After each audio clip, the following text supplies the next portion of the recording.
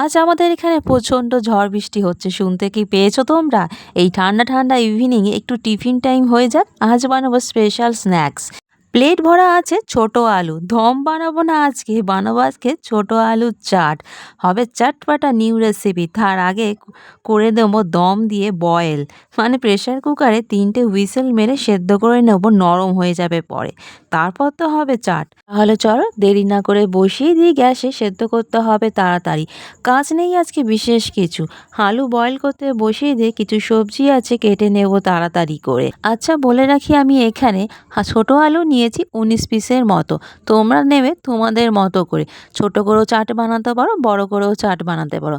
আমাদের ঘরের লোক সংখ্যা একটু বেশি আছে বলে একটু বড় করেই চাট বানাবো। নুন দিয়ে দেবো 1 চামচ করে, কেন আলুর খোসা ছাড়েনি, নুন একটু কম ঢুকবে, তাই 1 চামচ করে নুন দিলে যথেষ্ট। আলু সেদ্ধ করতে প্রেশার কুকারে বসিয়ে দিলাম। গুনে গুনে 3টে হুইসেল মারলেই আলু সেদ্ধ হয়ে যাবে, নরম হয়ে যাবে। আলুর চাট বানাবো তাই একটু ঘরে ব্রেড রাখা ছিল, ইউজ করে নেব আলুর চাটে দিয়ে। লাগবে বেশ ভালো, ট্রাই করে দেখো। শুধু শুধু আলুর চাটে যদি একটু ব্রেড দাও বেশ ভালো লাগবে। ইভিনিং স্ন্যাক্স বা ডিনারেও খেতে পারবো। স্টামাক ফুলফিল হয়ে যাবে, খিদে পাবে না পরে। তাই প্রথমেই ব্রেডের ধারগুলো ভালো করে কেটে নেব।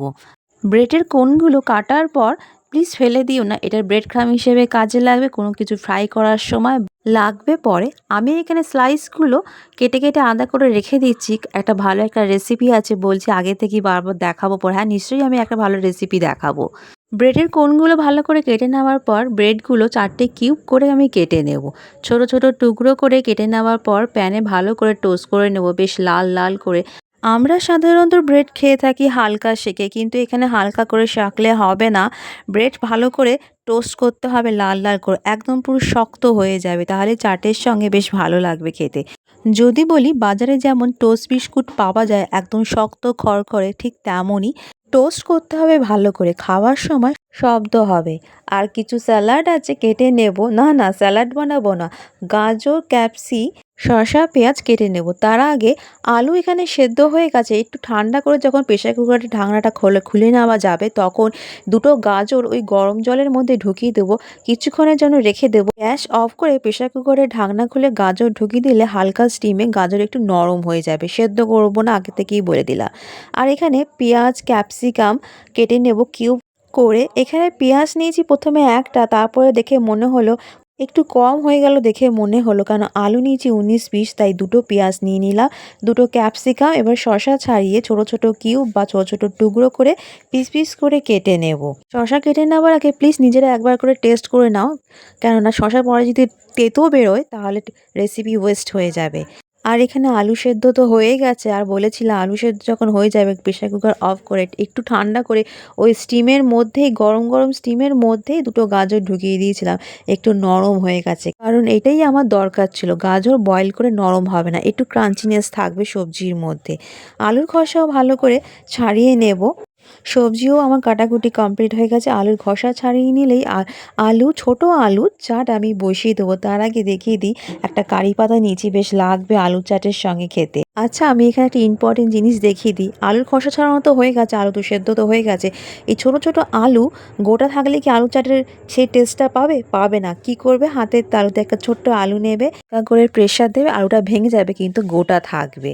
এইবার প্যানে হালকা করে অল্প করে সামান্য পরিমাণ সাদা তেল ইউজ করেছি, তোমরা চাইলে অলিভ অয়েল বা বাটারও ইউজ করতে পারো। ফোড়নে দেবো 1 চামচ করে চিলি ফ্লেক্স, 1/2 চামচ গোটা জিরা, 1/2 চামচ জোয়ান আর একটা কারি পাতা স্টিক।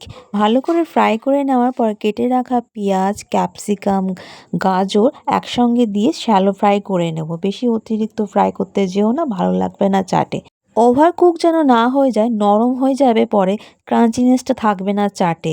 তাই হালকা নেড়ে চেড়ে শ্যালো ফ্রাই করতে হবে। দূর থেকে দেখিয়েছিলাম আলুকে একটু প্রেশার দিলে ভেঙে নিতে হবে, ঠিক এবার সামনে থেকে দেখিয়ে দিলাম। প্রত্যেকটা আলু এইভাবে হাতের তালুতে রেখে একটু প্রেশার দিলে ভেঙে যাবে, কিন্তু আলু গোটা গোটা থাকবে। এবার মিশিয়ে দেব আলু শ্যালো ফ্রাই করা সবজির সাথে। তার সঙ্গে মিশিয়ে দেবো 1 চামচ করে নুন, 1 চামচ করে আমচুরের পাউডার, ভালো করে মিশিয়ে নেব।